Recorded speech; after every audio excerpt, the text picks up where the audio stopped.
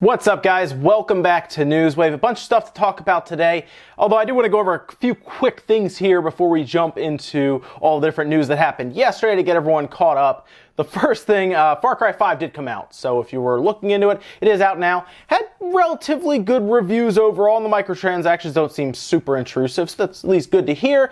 We had Randy Pitchford actually leaving a legit comment to the Kaz Hirai CEO parody account, and he tried talking to him as if he was the real Kaz Hirai. It appears that Randy Pitchford thought that was the real CEO of Sony that is exiting, and even left a comment confirming that. So at least he didn't just try to delete the tweet, but it actually was pretty funny to see a meme to the meme. So, well, there you go.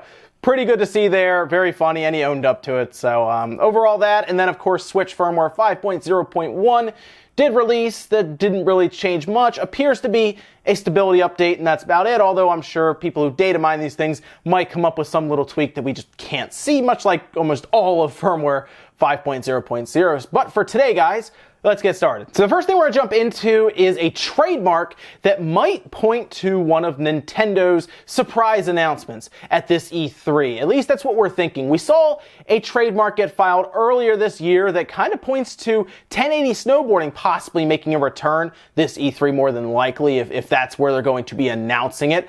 And then we saw a slew of trademarks, games that we've already heard about or know about. Things like Mario and Luigi Bowser Inside Story, things like Luigi's Mansion, and then the one that's been sticking out to everyone is Wario Land. Now you're going to see the trademark here, and Japanese Nintendo broke this. They found the documentation and translated it, found all of these different games, and then again, Wario Land as a trademark that Nintendo has now filed. And if you've been following Wario Land, it's been a while since we've seen the last one. The last one we saw for Wario Land was back in 2001 on the Game Boy Advance. Since then, Wario's been kind of the WarioWare, the little mini games that you see here and there, and they did a bunch of those ones. We also had Wario World back on the GameCube in 2003 as well, but since then, not much in the way of Wario Land. At least it looks like now we might be seeing a return for that game, which is great because that is an IP, a mascot that you can kind of pull out of platforming retirement and put him out there. And I think a lot of people will receive this well. Now, a lot of people are wondering, is this going to be a Switch title? Well, I want to say it will be, but if they were going to put it on their console, they'd probably go with something along the lines of Wario World. See, Wario Land has always been a handheld title, which could mean that this might end up being a 3DS game. I know that might make people kind of frustrated and annoyed because they want it on their Switch. They want pretty much most of these newer games on their Switch. I just want to leave that door open for people so they don't automatically jump to it being a Switch title. It could be, I'm not saying it won't be, but keep that in mind. This has always been a handheld game, and while the Switch is technically a handheld, they do also label it as their console. I think it makes more sense right now to put it on the Switch, as I do most games. I think most games, I mean, Pokemon has always been the handheld game. Pocket Monsters, right? It's always been that way. Wario Land, I think, should also make that jump to the Switch. It's kind of a surprise announcement that will be really cool to see, and if it wasn't for this trademark, I think we would all be surprised if they stood up at E3 and said, oh yeah, Wario's coming back as a platformer with Wario Land, I guess, 5 at this point, Wario Land 5, or maybe they'll just call it Wario Land with a different subtitle that just, it's a new game, right?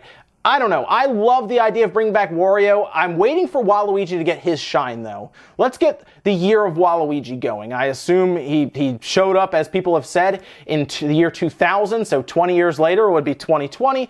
I just hope they don't try to celebrate his 25th or 30th anniversary with a new game. I think it's about time we see Waluigi try a new game and just see what we can get out of it. But for now, it does appear that Nintendo has some plans for Wario with this new trademark. Next up, let's talk about Ace Combat. It was a really cool dogfighting, kind of a jet simulator that was really popular on the PS2. It did make the jump in Ace Combat 6 to the 360. I remember playing it a lot there because it came with the big flight stick and everything, and it looked great on the 360. Looked good on the PS2 as well. So a lot of people have wondered, are we going to ever see a remaster for those games? Well, a job listing that has been found by Twitter user Ranka Schedule might be pointing to just that. So the job listing was found, it was in full Japanese. Gamatsu went ahead, got it translated and everything, and this right here is what it says. And this is why everyone is being led to believe that Ace Combat 4, 5, and 0 would be seeing a remake for the Xbox One and the PS4. Now, would it be a remaster or just a full, like they would just remake the entire thing? Hard to say here, but you can see requirements being experiencing and managing a team of at least 15 people for a PlayStation 4 and Xbox One multi-platform project or equivalent debugging management experience, someone who can understand the client's intentions and communicate well, and then someone who keep up attendance. But down from there, the preferred requirement that they would like to have, someone with deep knowledge of the PS2 titles, Ace Combat 4, Shattered Skies, Ace Combat 5, The Unsung War, and Ace Combat 0, The Belkan War. And they go on to say, we need you to be able to look down at a mission and say, oh, this is how it goes down, this is how you complete it. Seems like they want someone with some intimate knowledge for Ace Combat. So could this be a remake? I hope so. I don't know if I really want a basic remaster where they're just moving it over and putting a nice little shine on it. I'd rather them do a full remaster, although those games on the PS2 looked good on the PS2. So I think if they did move them over, clean them up, the 4K and everything, I think they would translate well enough. But man, those Ace Combat games were great, and there's a whole generation of gamers who have missed out on the PS2 games, like an Ace Combat. Now, Ace Combat 7 is coming up, so a compilation series would surely be great to launch ahead of that to get everyone caught up and familiar at least with the series before Ace Combat 7 comes out. Ace Combat 7, of course, is also going to have VR support, something that lends itself really well to a flight simulator or a dogfighting simulator like that. Since you don't actually move around like the character's body at all, you're stuck in the cockpit. So I hope Ace Combat 4, 5, and 0 do come out. That would be great to have it all on one disc and see what it looks like in 4K. Next up, let's take a look at the UK sales charts, because it might surprise you, to be honest, as to what topped the charts and where a few other games came in with these sales charts. Now, this, of course, tracks sales in the UK, and it does track up until Saturday. So a game like Ni no Kuni 2 came out Friday, so they really would have only tracked like a little over, I guess, a day and a half of its sales. But here we go. These are the top 10, and then I'm also going to talk to you about a couple that are not in the top 10. But starting at the top, that's right, Sea of Thieves. We're going to come back and kind of look at where some of these placed. A Way Out is right below that, which is awesome to see A Way Out debut at number 2 as a smaller indie game that was funded and helped along by EA. Ni no Kuni 2 Revenant Kingdom is right there at number 3. And then you have Assassin's Creed Rogue Remastered. These are 4 games that debuted this week that took the 1, 2, 3, and 4 spot. That's not common for the UK, with things like FIFA 18 kind of lurking down below generally. Even Grand Theft Auto 5 is known to knock some debuting games out of the top 5, but great to see 4 games debut and take the top 4. FIFA 18, Burnout Paradise Remastered, Grand Theft Auto 5, EA Sports, UFC 3, Mario Kart 8 Deluxe, and then Super Mario Odyssey. That does round out the top 10. You'll notice Kirby Star Allies is no longer in the top 10. It was number 2 last week as the biggest UK debut for Kirby Star. That's actually dropped to number 11, so it is technically right below that 10th spot. The other game that debuted that did not do very well, Detective Pikachu, actually came in at number 23. It is a 3DS game. It probably wasn't set up to do well anyway with marketing and everything, but it did come in at number 23 as a debut week, so it'll probably slowly fall down the charts. Battlefront 2, no longer on the UK sales chart, so it looks like that game has fallen off completely, despite them putting out a redone progression system. Appears a lot of people don't really care, and they've kind of moved on. Games like Call of Duty, games like Assassin's Creed still place, and they came out around the same time as Battlefront 2. As for Sea of Thieves, this is going to surprise some people because it is a part of Game Pass, something where you can pay $10 a month that I think is